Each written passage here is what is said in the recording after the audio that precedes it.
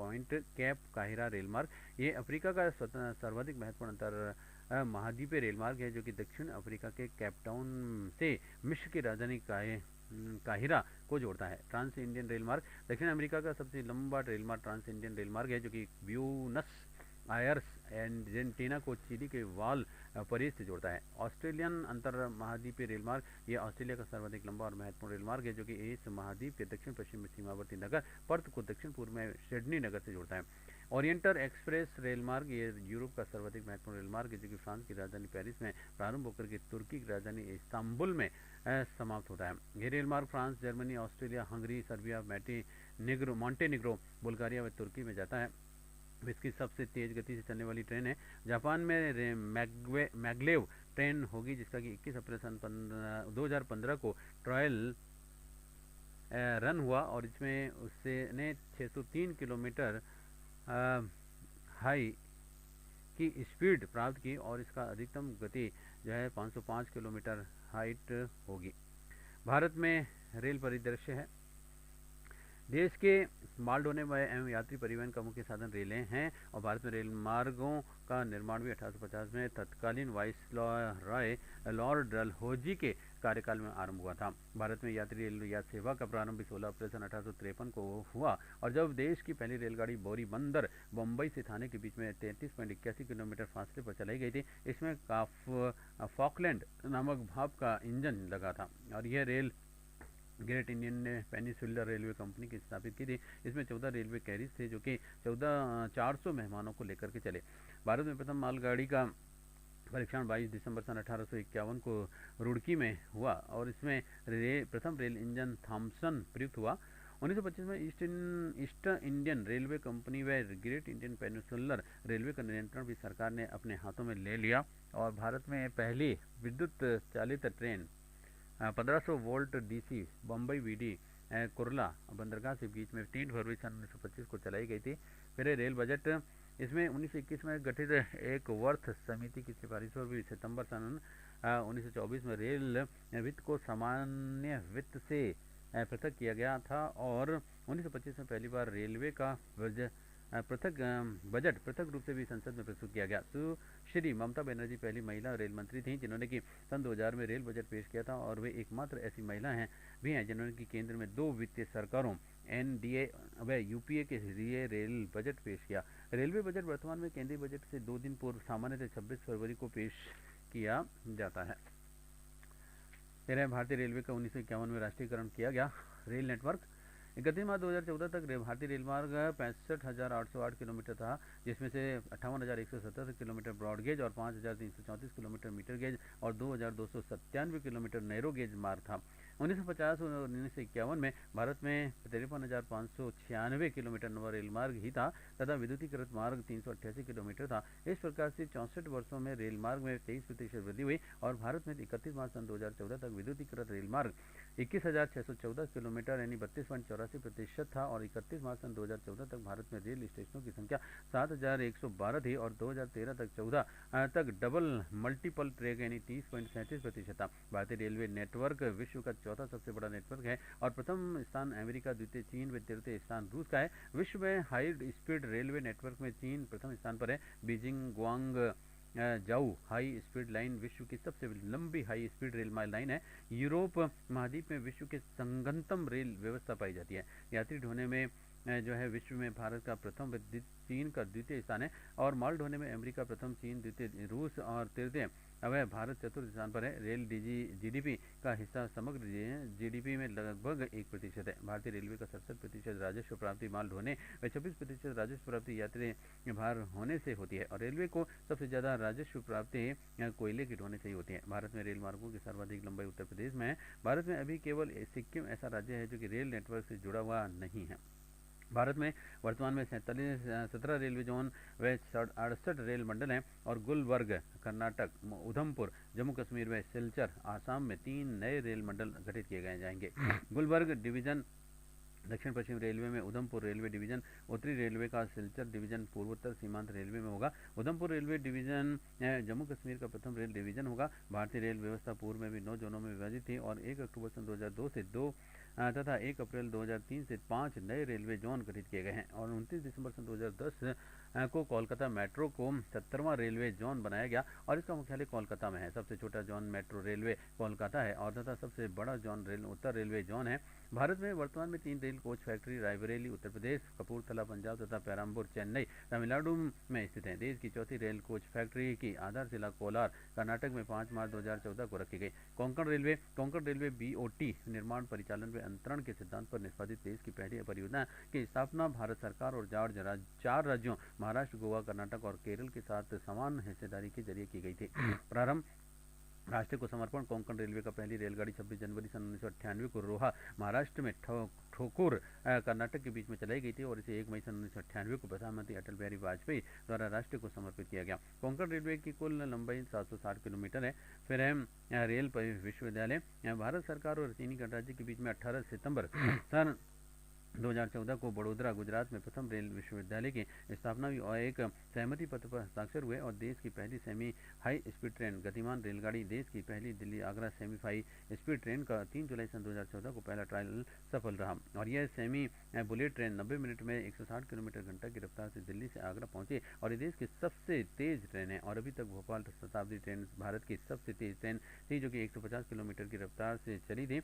और देश की पहली मोनोरेल बम्बई में शुरू। देश की पहली मोनोरेल 1 फरवरी 2014 से बम्बई में शुरू हुई और 4 डिब्बों की यह मोनोरेल मुंबई के वडाला से चेंबूर के बीच में 8.9 किलोमीटर लंबे मार्ग पर शुरू की गई थी और राष्ट्रीय रेल विकास योजना की औपचारिक शुरुआत 26 दिसंबर सन 2002 को की गई थी और राष्ट्रीय रेल विकास योजना में निम्नलिखित निवेश अवयव शामिल हैं। दिल्ली, मुंबई, चेन्नई और कोलकाता में जैसे 4 महानगरों को जोड़ने वाली स्वर्णिम चतुर्भुज और उसकी भुजाओं का सुदृढ़ीकरण, कंटेनरों के संचालन के लिए मल्टी मॉडल गलियारों सहित रेल आधारित पत्तन संपर्क मार्ग स्थापित करना और देश के पश्चिमी क्षेत्रों में गलियारों का विकास करना और पटना और मुंगेर में गंगा नदी, बोगीबील में ब्रह्मपुत्र नदी और निर्मली में कोसी नदी पर 4 बड़े पुलों का निर्माण और विश्व विरासत में शामिल भारतीय रेलवे की स्थल छत्रपति शिवाजी टर्मिनल मुंबई महाराष्ट्र को इसे 2004 में विश्व विरासत सूची में शामिल किया गया।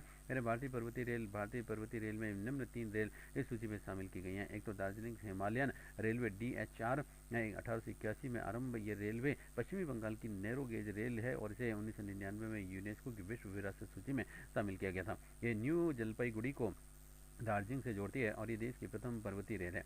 नीलगिरी माउंटेन रेलवे इसे 2005 में विश्व विरासत सूची में शामिल किया गया था। तमिलनाडु की नीलगिरी पहाड़ियों में चलने वाली यह मीटर गेज रेल है और यह मेट्टुपालयम को ऊटी से जोड़ती है और इसे queen of Indian hill station कहा जाता है और यह भारत की एकमात्र रेक रेलवे है। कालका शिमला रेलवे ये हिमाचल में शिवालिक पहाड़ियों में चलने वाली नैरो गेज रेल है और कालका से शिमला तक 95.57 किलोमीटर लंबी लाइन 9 नवंबर सन 1903 से यातायात के लिए शुरू हुई और कालका शिमला रेलवे को 2008 में यूनेस्को की विश्व विरासत सूची में शामिल किया गया है। भारत में सबसे लंबा ट्रेन रूट डिब्रूगढ़ कन्याकुमारी है और इस रूट पर 19 नवंबर सन 2011 को विवेक एक्सप्रेस शुरू की गई। यह डिब्रूगढ़ आसाम से कन्याकुमारी तमिलनाडु तक 4286 किलोमीटर दूरी तय करती है। भारत का दूसरा सबसे लंबा ट्रेन रूट जम्मू तवी कन्याकुमारी और इस मार्ग पर हिमसागर एक्सप्रेस चलती है और विश्व का सबसे लंबा रेलवे प्लेटफार्म उत्तर प्रदेश का गोरखपुर जंक्शन रेलवे प्लेटफार्म है जिसे कि यह दर्जा 6 अक्टूबर 2013 को दिया गया और यह 1366.33 मीटर लंबा है। भारत का सबसे लंबा रेल ब्रिज केरल में बेम्बनाड झील पर स्थित बेम्बनाड ब्रिज में है और यह 4062 किलोमीटर लंबा है। ये कोच्चि के तट पर स्थित है और इसने सोन नदी पर स्थित नेहरू सेतु का स्थान लिया है और ये ब्रिज एडेप्पेली व वेल्लारापाडम को जोड़ता है और वेम्बनाड ब्रिज से लंबा ब्रिज आसाम में ब्रह्मपुत्र नदी व निर्माणाधीन बोगीबील ब्रिज होगा। फिर पीर पांजाल रेल सुरंग का प्रारंभ 26 जनवरी 2013 को जम्मू कश्मीर के बनिहाल रेलवे स्टेशन जम्मू क्षेत्र में कंजीकुंड कश्मीर घाटी के बीच पीर पंजाल रेलवे सुरंग के जरिए पहली डेमू रेल को भी हरी झंडी दिखाकर राष्ट्र को समर्पित किया गया। पीर पंजाल रेल सुरंग देश की सबसे लंबी रेल सुरंग है और ये 11.2 किलोमीटर लंबी है। सिकंदराबाद देश का पहला ऐसा रेलवे स्टेशन है जिसके समस्त 10 प्लेटफार्मों पर एक्सकेलेटर लगा दिए गए हैं। प्लेटफार्म नंबर 1 व 10 पर लिफ्ट भी लगाई गई है और चिनाव पुल विश्व का सबसे ऊंचा रेल पुल 395 मीटर ऊंचा है, जो कि कोंकण रेलवे निगम लिमिटेड द्वारा जम्मू कश्मीर में चिनाब नदी पर बनाया जा रहा है। 7 जून अंतर्राष्ट्रीय लेवल क्रॉसिंग जागरूकता दिवस जो है ILCAD। सबसे छोटे नाम का स्टेशन ओडिशा में IB है, तथा सबसे बड़े नाम का स्टेशन जो है वेंकटारसन महाजरवेश्वर पिता है। इसमें से 29 अक्षर हैं। VENKATANARASIMHARAJUVARIAPETA। तो दो राज्यों की सीमा में आने वाले रेलवे स्टेशन, एक तो नवापुरा महाराष्ट्र व गुजरात और भवानी मंडी मध्य प्रदेश व राजस्थान। फिर है अणुव्रत एक्सप्रेस में बीकानेर चेन्नई बीकानेर साप्ताहिक एक्सप्रेस का नाम 24 जून 2015 से अणुव्रत एक्सप्रेस रखा गया है। और Yoga Express Ahmedabad Haridwar Ahmedabad Mail Express का नाम 17 जून 2015 से योगा एक्सप्रेस रखा गया है। फिर है ग्वालियर गोंडा सुशासन एक्सप्रेस 23 दिसंबर सन 2014 से प्रारंभ। यह साप्ताहिक ट्रेन उन तमाम महत्वपूर्ण स्थानों से गुजरेगी जो कि पूर्व प्रधानमंत्री श्री अटल बिहारी वाजपेयी के जीवन से जुड़े हुए हैं।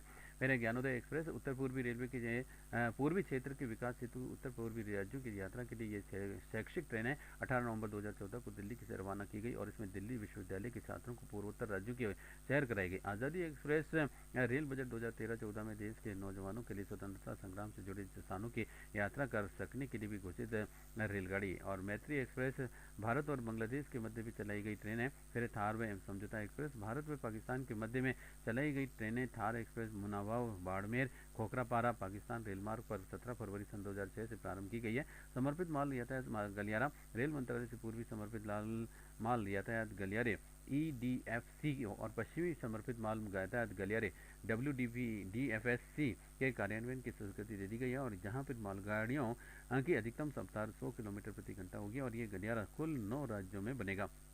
WDFC जवाहरलाल नेहरू पार्ट बम्बई से आरंभ होकर के महाराष्ट्र गुजरात राजस्थान हरियाणा राज्यों से गुजरता हुआ उत्तर प्रदेश में दादरी में समाप्त होता है और इसकी कुल लंबाई 1483 किलोमीटर है। पश्चिमी कॉरिडोर के लिए JICA जापान से सहायता प्राप्त होती है। पूर्वी समर्पित माल गलियारा EDFC पंजाब में लुधियाना के निकट में होने वाले सहनवाल से आरंभ होता है और हरियाणा उत्तर प्रदेश बिहार झारखंड राज्यों से गुजरता है। वह पश्चिमी बंगाल में दानकुनी में समाप्त होता है और इसकी कुल लंबाई 1839 किलोमीटर है। पूर्वी कॉरिडोर के लिए विश्व में बैंक द्वारा ऋण प्राप्त होगा। मेट्रो रेल प्रणाली विश्व की प्रथम मेट्रो रेल लंदन में 1863 में प्रारंभ हुई थी और ये भूमिगत ट्रेन मेट्रो थी। और संघाई मेट्रो चीन विश्व की सबसे लंबी मेट्रो ट्रेन प्रणाली है। और विश्व की सबसे व्यस्ततम मेट्रो ट्रेन की बीजिंग सबवे है। और विश्व की मेट्रो रेल प्रणाली में सर्वाधिक स्टेशन न्यूयॉर्क सिटी मेट्रो में है। भारत में मेट्रो रेल प्रणाली चालू परियोजनाएं कोलकाता मेट्रो भारत की प्रथम भूमिगत मेट्रो रेलवे है और ये 24 अक्टूबर 1984 को प्रारंभ हुई थी। 29 दिसंबर सन 2010 को मेट्रो रेलवे कोलकाता को क्षेत्रीय रेलवे का दर्जा दिया गया। दिल्ली मेट्रो रेल ये भारत की द्वितीय मेट्रो रेल प्रणाली है जिसके निर्माण हेतु दिल्ली मेट्रो रेल निगम DMRC की 3 मई 1995 को स्थापना की गई। और DMRC ने दिल्ली मेट्रो का शुभारंभ शाहदरा व 30 हजारी में मध्य 25 दिसंबर 2002 को किया। बेंगलोर मेट्रो रेल नमना मेट्रो में बेंगलोर मेट्रो को नमना मेट्रो के नाम से भी जाना जाता है। बेंगलोर मेट्रो का शुभारंभ 20 अक्टूबर सन 2011 को हुआ था और ये बयप्पन हल्ली से एक MG रोड तक बेंगलोर मेट्रो चलाई गई। और बेंगलोर मेट्रो भारत की तृतीय मेट्रो रेल प्रणाली है। मुंबई मेट्रो की शुरुआत 8 जून 2014 को 11.4 किलोमीटर लंबे स्टैंडर्ड गेज 1435 mm रेलमार्ग पर वर्सोवा अंधेरी घाटकोपर तक चलाई गई थी और इसके संचालन रिलायंस इंफ्रा है। और मुंबई मेट्रो भारत की PPP मॉडल पर आधारित पहली मेट्रो रेल प्रणाली है। जयपुर मेट्रो में राजस्थान में जयपुर मेट्रो की शुरुआत 3 जून सन 2015 से की गई थी और इसके लिए एशियन डेवलपमेंट बैंक ऑफ सहायता की प्राप्ति रही और इसकी क्रियान्वित हेतु Jaipur metro rail corporation limited का गठन किया गया। चेन्नई मेट्रो 29 जून 2015 से प्रारंभ हुई है। इसका संचालन चेन्नई मेट्रो रेल लिमिटेड द्वारा किया जा रहा है।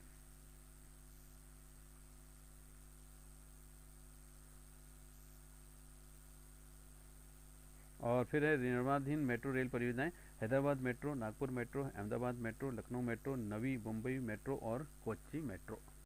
और टॉपिक है वायु परिवहन। वायु परिवहन का माध्यम वायु है और वायु परिवहन सबसे अधिक विकासशील, चुनौतीपूर्ण तथा हमारे आर्थिक व सांस्कृतिक जीवन में सबसे अधिक क्रांति लाने वाला साधन है और ये तीव्र गति से वाला साधन है तथा समय की बचत करता है, लेकिन ये सबसे महंगा साधन है और विश्व में संयुक्त राज्य अमेरिका में वायु परिवहन सर्वाधिक है। उपयोग का वह महत्व, वायु परिवहन द्वारा यात्रियों को कम समय में अधिक दूरी यात्रा सुलभ की जाती है और वहीं इससे कम मात्रा में भी माल ढोने का कार्य भी किया जाता है। पृथ्वी पर होने वाले अवरोधों का इस परिवहन को सामना नहीं करना पड़ता, क्योंकि वायु परिवहन का माध्यम वायु है, अतः इस परिवहन पर मौसम का अधिक प्रभाव पड़ता है। हल्के वायु, मूल्यवान और शीघ्र नष्ट होने वाले सामान ढोए जाने पर वायु परिवहन का व्यापारिक महत्व बढ़ गया है। राहत कार्य में वायु परिवहन अकाल, बाढ़, भूकंप, सुनामी आदि आपदाओं के मध्य समय तुरंत ही राहत पहुंचाता है। सैनिक महत्व में वायुसेना के बम वर्षक, टोही यान, माल वाहक एवं सैनिक वाहक के रूप में भी इनका सामरिक महत्व है। संसाधन सर्वेक्षण एवं फोटोग्राफी, वायुयान से भी अत्याधुनिक कैमरों द्वारा लिए गए चित्रों में संसाधन वितरण का अध्ययन किया जाता है। हल्के विमानों के फसलों पर भी कीटनाशक घोल का भी छिड़काव किया जाता है। वायु परिवहन के विकास हेतु भी वांछित दशाएं हैं। कठोर व समतल धरातल, वायु परिवहन पट्टियों का निर्माण करने के लिए भी विस्तृत कठोर व समतल भूमि की आवश्यकता होती है। आर्थिक प्राविधिकी क्षमता, जिन देशों के पास में महंगे विमान खरीदने की पूंजी और इनके निर्माण की तकनीकी होती है, वहां पर वायु परिवहन का अधिक विस्तार मिलता है। मौसम संबंधी सूचना, उड़ान हेतु भी अपेक्षित उत्तम मौसम की जानकारी के लिए भी एयरपोर्ट पर भी मौसम विभाग स्थापित करना पड़ता है। सुरक्षा, हवाई सुरक्षा की यात्रा व सुरक्षा हेतु भी समुचित व्यवस्था वायु परिवहन विकास की दृष्टि से अपरिहार्य है और राजनीतिक कारक दूसरे देशों के आकाश से गुजरने के लिए भी तथा उनके हवाई पट्टियों पर भी उतरने के लिए भी अंतर्राष्ट्रीय संबंधों में मधुरता रखनी पड़ती है। यात्रियों की उपलब्धता, वायु परिवहन पर्याप्त खर्चीला साधन है और इसके लिए भी जमीन और आकाश में कुशल तकनीशियन व चालक दल की आवश्यकता होती है। अतः विमान में सीटें खाली नहीं जानी चाहिए। फिर यात्रियों की पर्याप्त उपलब्धता सुनिश्चित होनी चाहिए। और फिर है वायु मार्गों के प्रकार हैं। अंतर महाद्वीपीय वायु मार्ग, इन वायु मार्गों पर भी संपूर्ण ग्लोब पर विमान उड़ान भरते हैं और जैसे कि न्यूयॉर्क, लंदन, पेरिस, रोम, काहिरा, दिल्ली, मुंबई, कोलकाता, हांगकांग, टोक्यो वायु मार्ग अमेरिका, यूरोप, अफ्रीका, एशिया महाद्वीप को भी जोड़ने वाला सबसे लंबा वायु मार्ग है।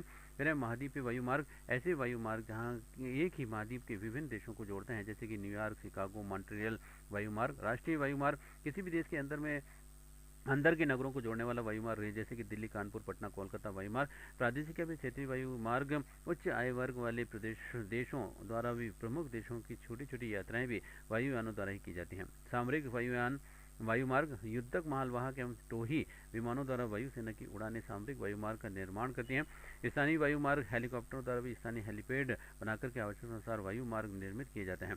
भारत में वायु परिवहन का प्रारंभ सन 1911 से माना जाता है और जब सर्वप्रथम इलाहाबाद से नैनी तक वायुयान द्वारा डाक ले जाई गई थी, तो भारत में वायु परिवहन के विकास में श्री JRD टाटा का महती योगदान है। उन्हें भारतीय विमानन का पिता, फादर ऑफ इंडियन एविएशंस कहा जाता है और JRD टाटा ने 1932 में टाटा एयरलाइंस की स्थापना की थी और देश में वायु परिवहन का संचालन नागर विमानन मंत्रालय द्वारा किया जाता है। भारतीय विमान पत्तन प्राधिकरण AAI, air India limited AIL व परिवहन हंस लिमिटेड PHL इसके सार्वजनिक क्षेत्रों के उपक्रम हैं और नागर विमानन मंत्रालय देश में वायुयान अधिनियम 1934 में वायुयान नियम 1937 लागू करने के लिए भी दायी है। 1953 में वायु परिवहन का राष्ट्रीयकरण किया गया और वे दो निगमों इंडियन एयरलाइंस और एयर इंडिया का गठन भी किया गया। इसके पश्चात ही सन 1981 में वायुदूत सेवा तथा सन 1985 में पवन हंस लिमिटेड की स्थापना की गई और पवन हंस लिमिटेड तेल और प्राकृतिक गैस निगम को समुद्र तटवर्ती क्षेत्रों और दुर्गम व दूर दराज के क्षेत्रों के लिए भी हेलीकॉप्टर सेवाएं प्रदान करता है।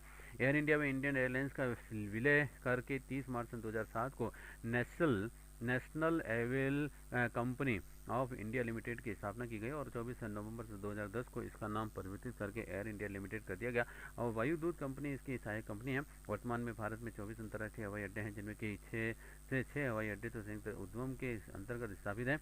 उपरोक्त 24 में से 2 हवाई अड्डों भुवनेश्वर व इम्फाल को 23 अक्टूबर सन 2013 को अंतर्राष्ट्रीय हवाई अड्डा घोषित किया गया और नागर विमानन मंत्रालय भोपाल, इंदौर व रायपुर हवाई अड्डों को भी अंतर्राष्ट्रीय हवाई अड्डे घोषित करने की प्रक्रिया है।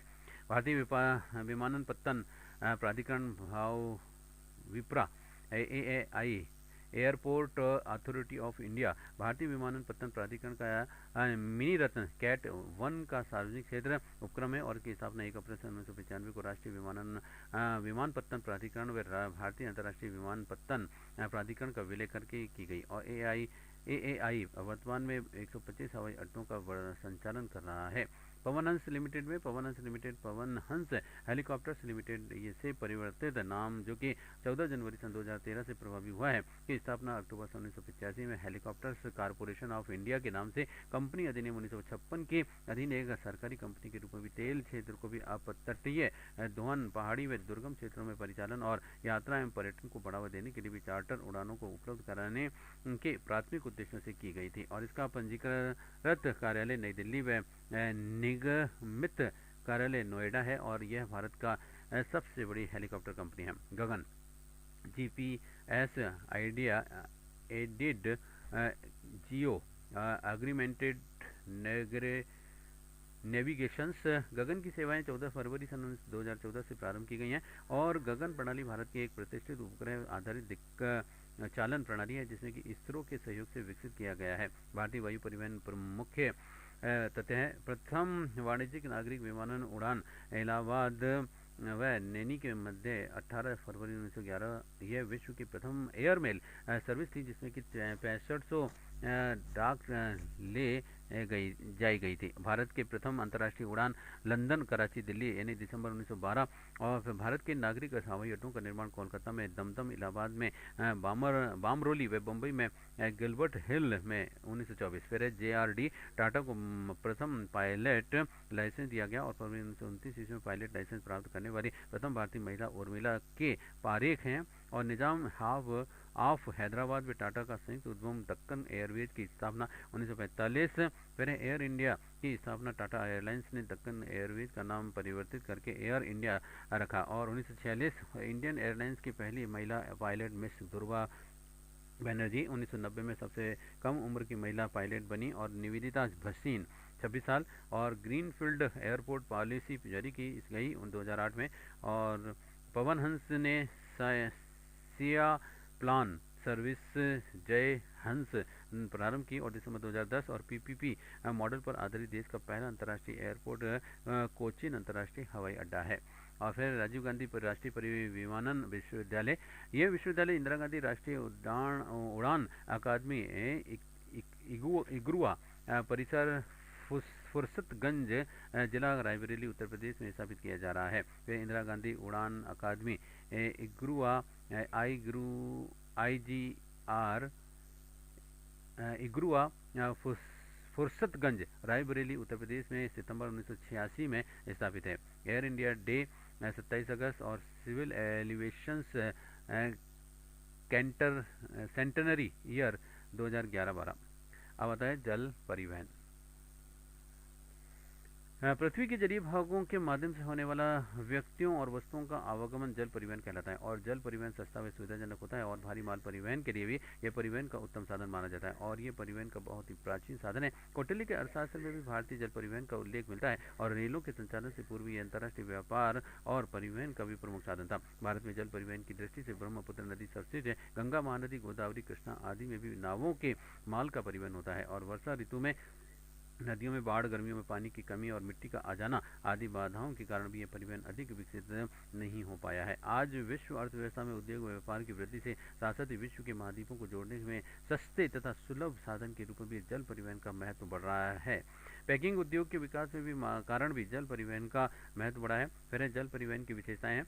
जल परिवहन की प्रमुख विशेषताएं इस प्रकार से हैं। जल परिवहन सबसे सस्ता परिवहन साधन है और जल परिवहन के लिए भी किसी भी मार्ग के निर्माण की भी आवश्यकता नहीं पड़ती है। ये ईंधन की बचत करता है, पर्यावरण हितैषी होता है तथा परिवहन में कम लागत आती है और अनुरक्षण व्यय की अपेक्षाकृत कम होती है।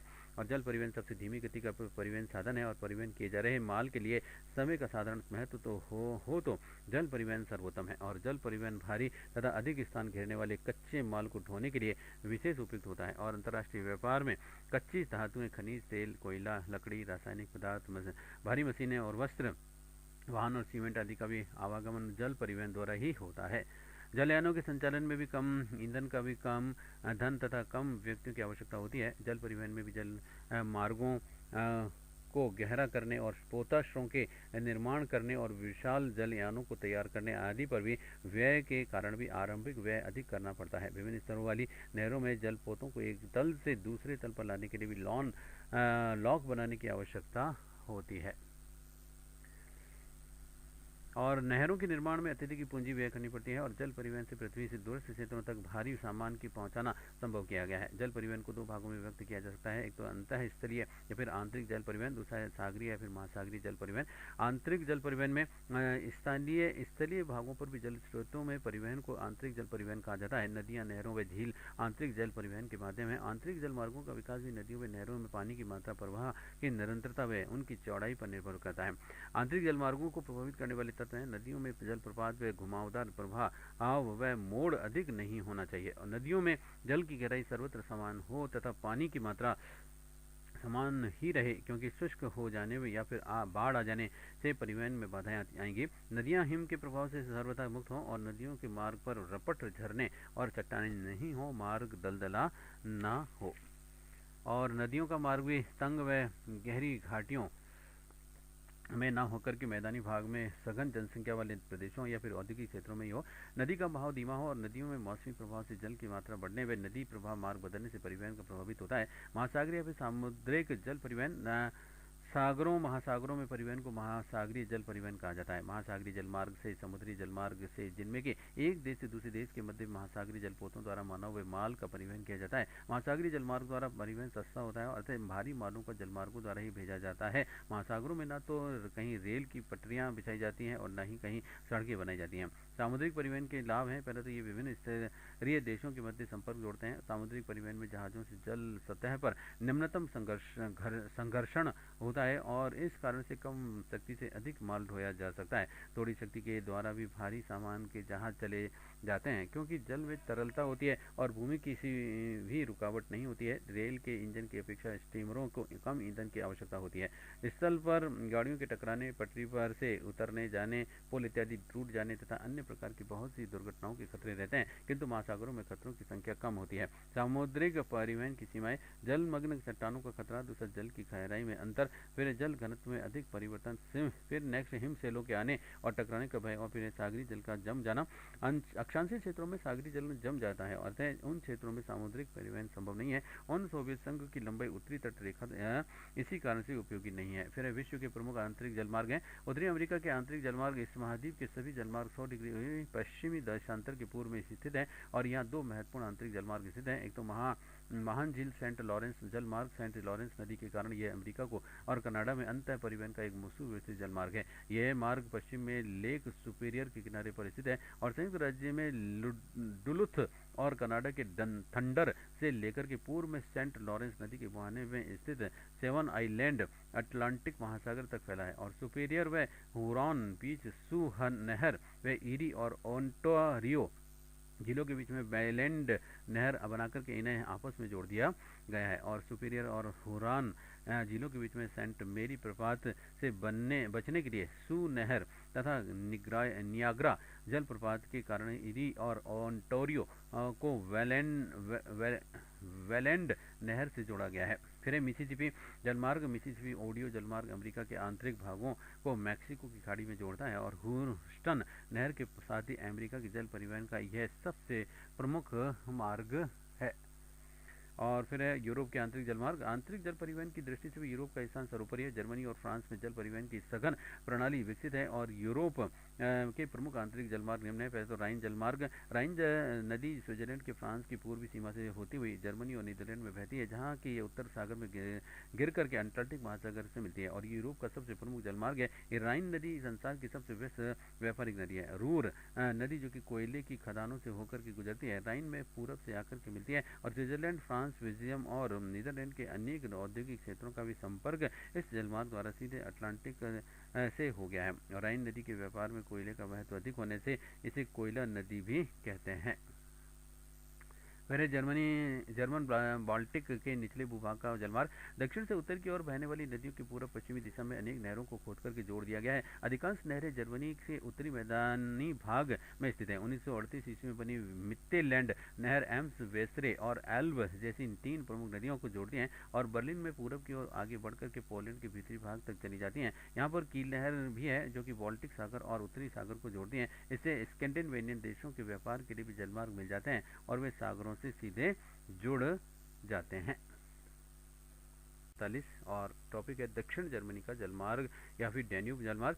2850 किलोमीटर लंबी डैन्यूब नदी यूरोप की दूसरी सबसे लंबी नदी है, जो कि यूरोप के 7 से अधिक की विभिन्न देशों जर्मनी, ऑस्ट्रिया, चेक और स्लोवाक गणराज्यों, हंगरी व यूगोस्लाविया के अलग हुए विभिन्न नए देशों रोमानिया और बुल्गारिया से होकर के बहती है और काला सागर में गिरती हैं। और इसी क्षेत्र में भी लुडविग नहर डैन्यूब और राइन की एक सहायक नदी मैन को जोड़ती है। और डैन्यूब जलमार्ग यूरोप के पूर्वी भाग का एक प्रमुख अंतःस्थलीय जलमार्ग है। और वोल्गा जलमार्ग, वोल्गा रूस की प्रमुख नदी है और ये वास्तव में रूस की राइन नदी है, क्योंकि इसके द्वारा भी जलमार्गों द्वारा होने वाला आधा व्यापार होता है। और वोल्गा की विकसित नहर प्रणाली 5 सागरों को परस्पर जोड़ने का कार्य करती है। ये सागर हैं बाल्टिक सागर, व्हाइट सागर, कैस्पियन सागर, काला सागर और अज़ोव सागर। वोल्गा मास्को नहर मास्को के अलग अलग बगल में बड़े क्षेत्र को कैस्पियन सागर से जोड़ती हैं और वही वोल्गा डॉन नहर इसका संपर्क काला सागर से स्थापित करती है।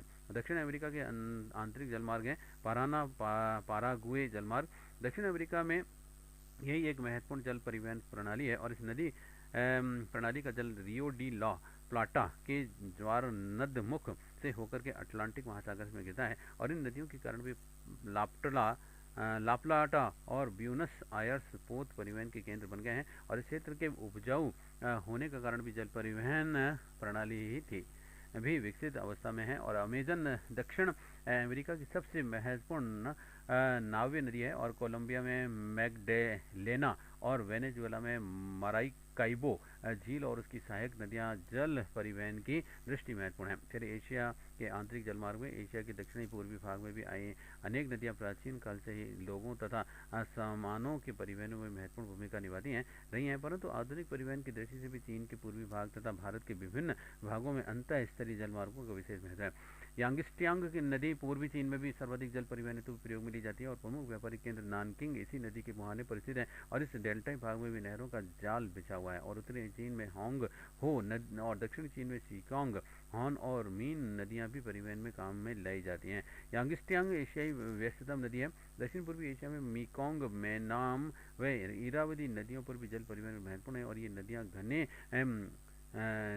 बसे क्षेत्रों में गुजरती हैं। भारत में गंगा और ब्रह्मपुत्र आंतरिक जल परिवहन की अग्रणीय नदियां हैं।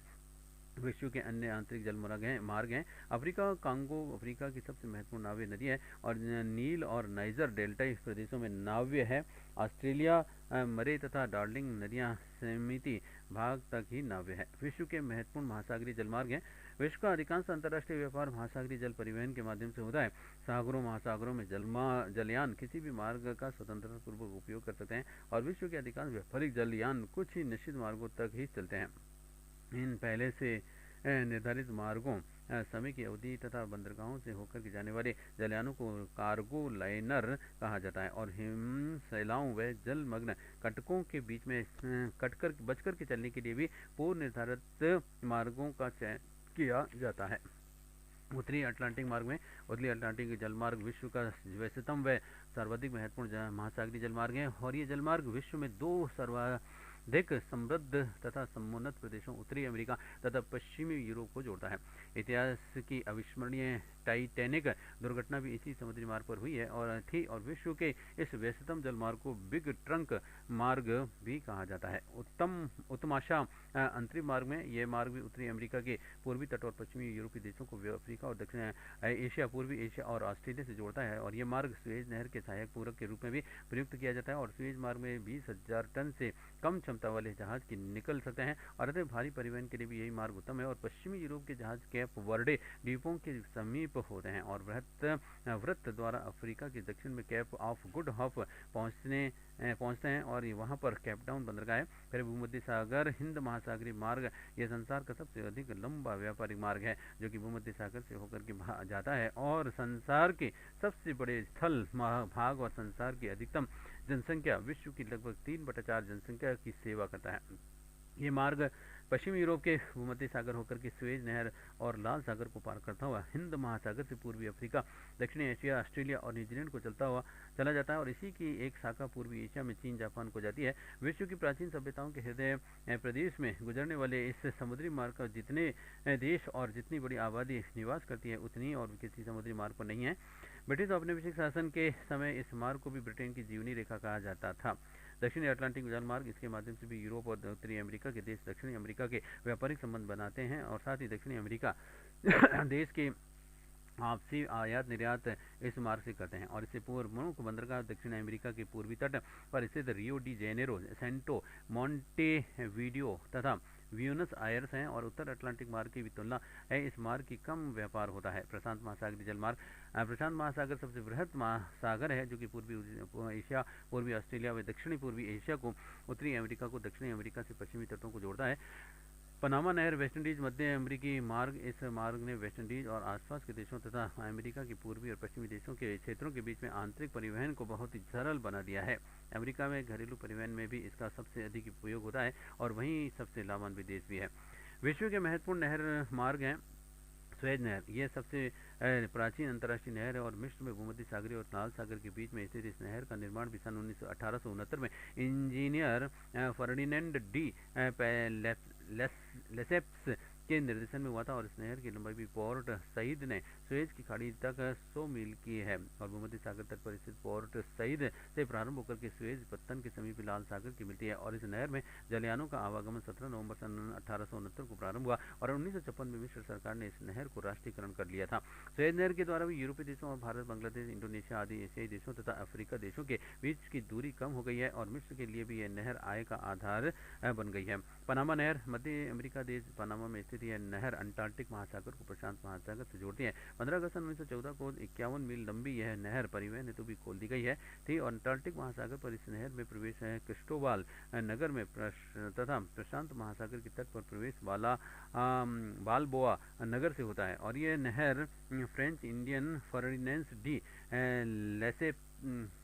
लेसेप्स के निर्देशन में बनी है और नहर का धरातल असमान होने के कारण भी जहाजों को लॉकपुरा नदी द्वारा नहर का पार करना पड़ता है और पनामा नहर से संयुक्त राज्य अमेरिका के विदेशी व्यापार में सर्वाधिक वृद्धि हुई है और ऑस्ट्रेलिया, न्यूजीलैंड, चीन, जापान और पूर्वी एशियाई देशों के व्यापारों को भी प्रोत्साहन मिला है। फिर एक कील नहर, जर्मनी के उत्तर में स्थित यह नहर उत्तरी सागर के बाल्टिक को जोड़ती है और कील नहर को निर्माण का जर्मन सरकार द्वारा डेनिश प्रायद्वीप के पार सन 1914 में किया गया था और इसके माध्यम से भी जर्मनी के बाल्टिक सागर के बंदरगाहों तथा उत्तरी सागर के मध्य सीमा संपर्क हो गया था और पहले डेनमार्क के चारों ओर ही होकर था। फिर एक क्रोनिथ नहर, यह नहर ग्रीस पेलोपोनीज से काटती है और इसके बनने से भी दक्षिण ग्रीस का चक्कर नहीं लगाना पड़ता है। फिर है भारत के राष्ट्रीय जल मार्ग, देश के लगभग 14,500 किलोमीटर लंबी 9 संचालन जलमार्ग हैं। भारत में राष्ट्रीय जलमार्ग गंगा, भागीरथी, हुगली नदी, ब्रह्मपुत्र नदी और बराक नदी, गोवा की नदियाँ, केरल के बैक वाटर, मुंबई के अंतरस्थलीय जल और महानदी तथा गोदावरी कृष्णा नदी के डेल्टा प्रदेशों में स्थित हैं और भारत में राष्ट्रीय जलमार्ग निम्न है। राष्ट्रीय जलमार्ग NW कुल लंबाई और स्थापना और किस नदी पर स्थित है? NW1 इलाहाबाद हल्दिया जलमार्ग 1620 किलोमीटर कुल लंबाई और स्थापना इनकी 1986 में और ये गंगा, भागीरथी, हुगली पर नदी पर है। फिर NW2 सदिया धुबरी जलमार्ग, ये 891 किलोमीटर और इसका स्थापना हुई 1988 में और ये ब्रह्मपुत्र नदी पर है। फिर NW3 कोल्लम कोट्टापुरम जलमार्ग, ये 205 किलोमीटर और इसकी स्थापना 1993 में पश्चिमी तट नहर चंपाकारा व उद्योग मंडल नहर पर स्थित है। और फिर NW4 काकीनाडा पुडुचेरी नहर जलमार्ग, कालुवेली टैंक भद्राचलम राजा मुंदरी जलमार्ग और वजीराबाद विजयवाड़ा जलमार्ग, इसकी कुल लंबाई है 1078 किलोमीटर और इसकी स्थापना 2008 में ये गोदावरी नदी व कृष्णा नदी पर है। फिर है NW5, ये गेओन खाली चार बतिया धामरा तालचर जलमार्ग है, ये 620 किलोमीटर है और इसकी स्थापना 2008 में पूर्वी तट नहर ब्राह्मणी नदी व महानदी डेल्टा पर स्थित है। और फिर NW6 लखीपुर भांगा जलमार्ग, ये कुल लंबाई इसकी 121 किलोमीटर और इसकी स्थापना 10/1/2013 को, और ये बराक नदी के पूर्वोत्तर क्षेत्र पर स्थित है। राष्ट्रीय जलमार्गों के विकास के प्रयास हैं। जलमार्ग विकास की परियोजना और राष्ट्रीय जलमार्ग संख्या 1 की क्षमता का विस्तार जो है करने के लिए भी वित्त मंत्री द्वारा वर्ष 2014 और 15 का बजट प्रस्तुत करते समय 10 जुलाई 2014 को इस योजना की घोषणा की गई थी। ये परियोजना विश्व बैंक की सहायता से क्रियान्वित की जा रही है और भारतीय अंतर्देशीय जलमार्ग प्राधिकरण इसकी स्थापना 27 अक्टूबर 1986 को राष्ट्रीय जलमार्ग के विकास, रखरखाव और नियमन हेतु की गई है और इसका मुख्यालय नोएडा में है।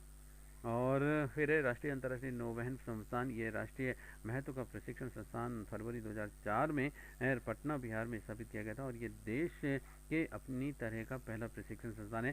केंद्रीय अंतर्देशीय जल परिवहन निगम मई 1966 में स्थापित इस सार्वजनिक प्रतिष्ठान का मुख्यालय कोलकाता में है और ये निगम मुख्य रूप से भी गंगा, भागीरथी, हुगली, सुंदरवन तथा ब्रह्मपुत्र नदियों में भी अंतर्देशीय माल लाने से ले जाने का भी काम करता है। भारत के प्रमुख बंदरगाह। भारत में 7517 किलोमीटर लंबी तट रेखा पर भी 12 मेजर व 200 छोटे बंदरगाह स्थित हैं और भारत के पश्चिमी तट पर भी कांडला, गुजरात, मुंबई, सालसेट द्वीप, जवाहरलाल नेहरू, नावा सेवा मुंबई और मारमा गोवा और न्यू मैंगलोर कर्नाटक व कोचीन ओडिशा और विशाखापट्टनम आंध्र प्रदेश और चेन्नई, एन्नोर, कामराजार व तुतीकोरम और वोका VOCPT और तमिलनाडु और बंदरगाह हैं और छोटे बंदरगाहों का संचालन व देखरेख संबंधित राज्य सरकारों द्वारा ही किया जाता है। एन्नोर बंदरगाह के अतिरिक्त भी अन्य समस्त मेजर पोर्टों के संचालन में पोर्ट ट्रस्ट द्वारा भी किया जाता है। सर्वाधिक छोटे बंदरगाह नॉन मेजर पोर्ट्स महाराष्ट्र में है। सागरमाला परियोजना। भारत के पूर्वी व पश्चिमी तट के बंदरगाहों की क्षमता का विस्तार करने का उसका विकास व आधुनिकीकरण करने के लिए भी सागरमाला परियोजना प्रारंभ की गई और ये परियोजना नीली क्रांति की तरह एक कदम है। महत्वपूर्ण तथ्य में ट्रंप अनियमित मार्गों व बंदरगाहों से गुजरने वाले पोत हैं। ग्रेट सर्कल्स रूट ग्लोब पर 2 स्थानों की न्यूनतम दूरी वाले जलमार्ग जिनका कि जलयान समय व ईंधन बचाने हेतु उपयोग करते हैं। फिर लॉक व्यवस्था। विभिन्न जल स्तरों वाली नहरों में जहाज को एक जल स्तर से दूसरे जल स्तर पर लाने के लिए की गई व्यवस्था अभी यह व्यवस्था पनामा नहर में ही की गई है। अब है संचार के साधन। अपने भावों और विचारों और संदेशों एवं सूचनाओं को दूसरे तक प्रेषित करना संचार कहलाता है। एक स्थान से दूसरे स्थान तक ही संदेश, समाचार और सूचना भेजने के लिए भी प्रयुक्त साधन संचार के साधन कहलाते हैं और ये संचार के लिए भी आवश्यक है कि संदेश पाने वाला व्यक्ति उस संदेश का वही अर्थ समझे जो कि संदेश देने वाले का है और साथ ही संदेश के महत्व के अनुसार उसे उचित समय पर भी पहुंचाना भी संचार का मुख्य उद्देश्य है।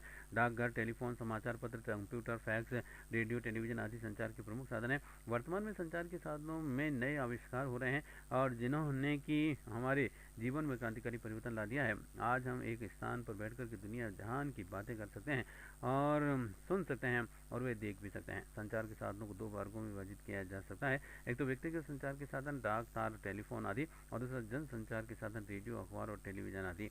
संचार के साधन में एक तो व्यक्तिगत संचार में इसमें आ जाते हैं पत्र, telephone, telegraph, fax, email, internet आदि, और जन संचार में आ जाते हैं रेडियो, दूरदर्शन, सिनेमा, उपग्रह, अखबार, मैगजीन, पुस्तकें, जनसभाएं में सेमिनार और सम्मेलन। संचार के प्रमुख साधन निम्न है। एक तो डाकतार सेवा। डाकघर दूरस्थ स्थानों पर भी संदेश के साथ ही वस्तुएं एवं धन प्रेषण की सुविधाएं प्रदान करता है। भारत में आधुनिक डाक प्रणाली सन 1837 में प्रारंभ की गई।